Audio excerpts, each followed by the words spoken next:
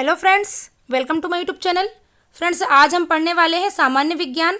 तो friends, video में last तक बने रहें और अगर आप चैनल पर न्यू हैं तो चैनल को लाइक करें, सब्सक्राइब करें और बेल आइकन पे क्लिक करें। तो आइए साथियों, स्टार्ट करते हैं। फर्स्ट है, एनिलिडा ग्रुप में मुख्यतः कौन कौन जंतु आते हैं। तो एनिलिडा ग्रुप में मुख्यतः जोंक और केंचुआ इस टाइप के जंतु आते हैं। नेक्स्ट है, आर्थ्रोपोडा ग्रुप में मुख्यतः कौन कौन जंतु आते हैं। तो तेलचिट्टा, मच्छर, खटमल और मक्खी ये सभी आर्थ्रोपोडा ग्रुप में आते हैं।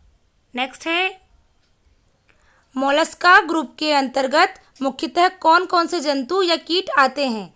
तो घोंघा और सीपी ये कौन से ग्रुप में आते हैं, मोलस्का ग्रुप में आते हैं। नेक्स्ट है, इकाइनोडर्मेटा संघ के अंतर्गत मुख्यतः कौन कौन से जंतु आते हैं। तो इसके अंतर्गत तारा मछली और ब्रिटिल स्टार आती हैं। नेक्स्ट है, मनुष्य का पाचन क्रिया का प्रारंभ कहाँ से स्टार्ट होता है। तो मनुष्य का पाचन कहाँ से स्टार्ट होता है फ्रेंड्स, मुख से ही स्टार्ट हो जाता है। नेक्स्ट है, शिराएं द्वारा कौन सा रक्त प्रवाहित होता है। तो आपने सुना ही होगा, धमनियाँ और शिराएं दो जो वेंस होती हैं। तो शिराओं में अशुद्ध रक्त प्रवाहित होता है। धमनी द्वारा कौन सा रक्त प्रवाहित होता है। तो धमनी में शुद्ध रक्त प्रवाहित होता है। नेक्स्ट है, कौन सा विटामिन जल में घुलनशील है। तो विटामिन बी और सी जल में घुलनशील है और इसके अलावा जो ए, डी, ई, के होते हैं वो किस में घुलनशील होते हैं, वसा में घुलनशील होते हैं। नेक्स्ट है, सोडियम का कार्य क्या है। तो सोडियम का कार्य यह रक्त दाब नियंत्रित करने में सहायक होता है तथा जल का संतुलन बनाए रखता है। सोडियम का क्या कार्य है, यह रक्त दाब को नियंत्रित करने में भी सहायक होता है और जल का संतुलन बनाए रखता है। नेक्स्ट क्वेश्चन है, पोटेशियम का कार्य क्या है। तो पोटेशियम का क्या कार्य है शरीर में, यह हृदय की धड़कन एवं नाड़ी संस्थान के कार्यों को संचालित करता है। क्या करता है, हृदय की धड़कन एवं नाड़ी संस्थान के कार्यों को संचालित करता है। नेक्स्ट है, ग्लूकोज बिना ऑक्सीजन की उपस्थिति में मांसपेशियों में प्रतिक्रिया कर क्या बनाता है। तो ग्लूकोज बिना ऑक्सीजन की उपस्थिति में मांसपेशियों में प्रतिक्रिया करके लैक्टिक अम्ल बनाता है। क्या बनाता है, लैक्टिक अम्ल बनाता है। नेक्स्ट है, ग्लूकोज बिना ऑक्सीजन की उपस्थिति में बैक्टीरिया व यीस्ट से प्रतिक्रिया करके क्या बनाता है। तो इथाइल एल्कोहल बनाता है। फ्रेंड्स, हमने जो ऊपर देखा है वो क्या होता है, ऑक्सीजन की उपस्थिति में बनाता है ग्लूकोज मांसपेशियों से क्रिया करके, और इसमें क्या है, ग्लूकोज बिना ऑक्सीजन की उपस्थिति में बैक्टीरिया या यीस्ट से प्रतिक्रिया करके क्या बनाता है। तो ऊपर वाले में जो मांसपेशियों से प्रतिक्रिया करके बनाता है तो वो लैक्टिक अम्ल बनाता है, और यहाँ पे बैक्टीरिया से प्रतिक्रिया हो रही है तो क्या बन रहा है, इथाइल एल्कोहल बन रहा है। नेक्स्ट है, ऑक्सीजन की उपस्थिति में ग्लूकोज की प्रतिक्रिया होती है तो क्या बनता है। तो कार्बन डाइऑक्साइड और जल का निर्माण होता है। क्या होता है, कार्बन डाइऑक्साइड और जल का निर्माण होता है। नेक्स्ट है, एनिलिडा में उत्सर्जन उसके किस उत्सर्जी अंग द्वारा होता है। तो एनिलिडा में किस अंग द्वारा होता है, नेफ्रिडिया। आप नाम याद रखें, नेफ्रिडिया। नेक्स्ट क्वेश्चन है, मूत्र का पीएच मान क्या होता है। तो कितना होता है, पीएच 6 होता है। नेक्स्ट है, बाह्यस्रावी एवं अंतःस्रावी दोनों प्रकार किस ग्रंथि में होते हैं। तो फ्रेंड्स, आपने सुना ही होगा, पेनक्रियास जो अग्नाशय होता है वो एंडोक्राइन और एक्सोक्राइन दोनों टाइप की ग्रंथि होती है, क्योंकि वो हार्मोन्स भी रिलीज करती है और एंजाइम्स भी रिलीज करती है। नेक्स्ट है, पीयूष ग्रंथि या पिट्यूटरी ग्रंथि को किस अन्य नाम से जाना जाता है। तो पीयूष ग्रंथि को मास्टर ग्रंथि के नाम से जाना जाता है। नेक्स्ट है, स्प्रिंग को अपनी सामान्य लंबाई पर वापस लौटने के लिए लगने वाला बल क्या कहलाता है। तो प्रत्यानयन बल कहलाता है। कौन सा बल कहलाता है, प्रत्यानयन बल। नेक्स्ट है, पौधों के लिए सबसे अच्छा उर्वरक कौन है। तो सबसे अच्छा उर्वरक कौन है, कंपोस्ट। क्या है फ्रेंड्स, कंपोस्ट। नेक्स्ट है, पेट्रोलियम किस प्रकार की चट्टानों में पाया जाता है? तो अवसादी चट्टानों में पाया जाता है। नेक्स्ट है, गुब्बारों को उड़ाने के लिए काम में लाई जाने वाली गैस कौन सी है? तो गुब्बारों में जो उड़ाने के लिए काम में लाई जाती है वो गैस कौन सी है? हीलियम होती है। नेक्स्ट है, डीडीटी का उपयोग किस रूप में किया जाता है? तो कीटनाशी में किया जाता है। डीडीटी का उपयोग कीटनाशी में किया जाता है। तो फ्रेंड्स, आपको यहाँ पे डीडीटी का फुल फॉर्म भी पता होना चाहिए।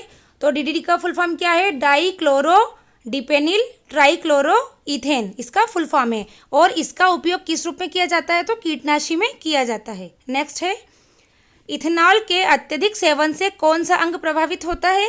तो इथेनॉल के अत्यधिक सेवन से यकृत प्रभावित होता है। नेक्स्ट क्वेश्चन है,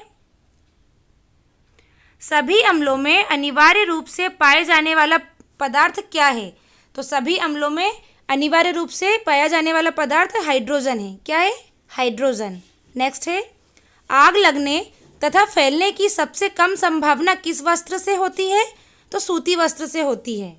नेक्स्ट है, लोहा का सबसे महत्वपूर्ण स्रोत कौन सा है? तो लोहा का सबसे महत्वपूर्ण स्रोत है हरी सब्जियां, इसलिए आप हरी सब्जियों का सेवन ज़्यादा करें। नेक्स्ट है, गैसोलीन को किसके साथ मिश्रण करके गैसोहॉल बनाया जाता है? तो गैसोलीन को किसके साथ?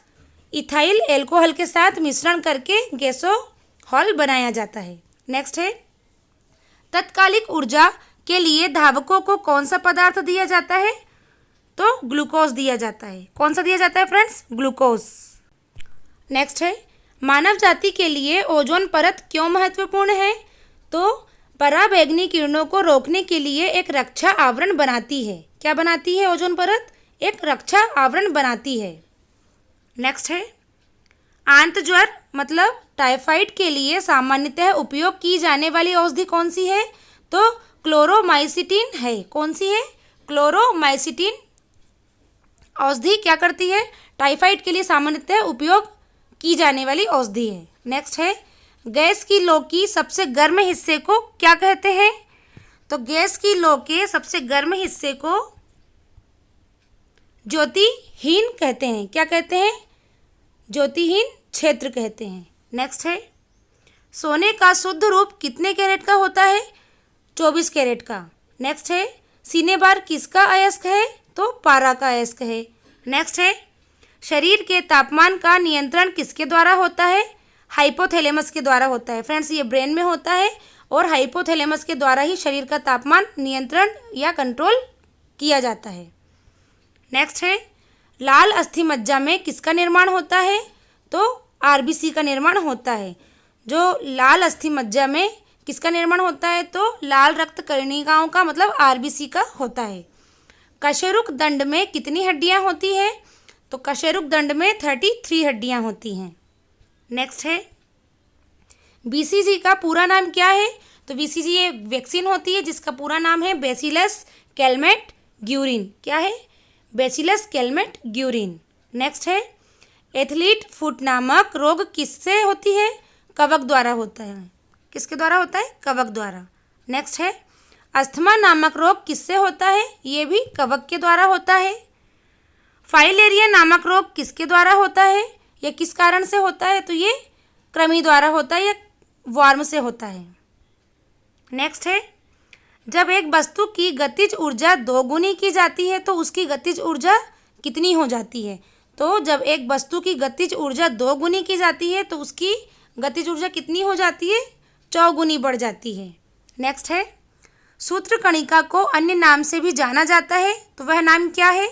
तो सूत्रकणिका को माइटोकॉन्ड्रिया नाम से भी जाना जाता है। नेक्स्ट क्वेश्चन है, वट वृक्ष पादपों के किस वर्ग में आता है? तो आवृत्त बीसी में आता है। किस में आता है? आवृत्त बीजी और एंगी ऑर्पन्स। क्या? एंगी ऑर्पन्स।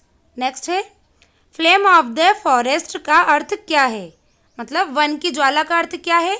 तो ऐसे पेड़ों से भरा वन जो पतझड़ में फूलते हैं और लाल फूल बिखेरते हैं उन्हें क्या कहा जाता है? वन की ज्वाला कहा जाता है। नेक्स्ट है, पेनिसिलिन किससे बनाया जाता है? तो ये भी कवक से बनाया जाता है। नेक्स्ट है, लाइकेन को दो जीवधारियों का सहजीवी साहचर्य समझा जाता है, वो दो जीव कौन कौन से हैं? तो शैवाल और कवक हैं। क्या है फ्रेंड्स? शैवाल और कवक। नेक्स्ट है, आमतौर पर संश्लेषित वृद्धि माध्यम और बेकरी में काम में लाया जाने वाला एगार किससे प्राप्त होता है? तो ये शैवाल से प्राप्त होता है। नेक्स्ट है, लौंग किससे प्राप्त होती है? तो पुष्पकली से प्राप्त होती है। किससे प्राप्त होती है? पुष्पकली से। तो फ्रेंड्स, आज हमने ये सामान्य जनरल विज्ञान जो है इसके क्वेश्चन हमने देखे। मिलते हैं अगले वीडियो में। Thanks for watching, like and subscribe.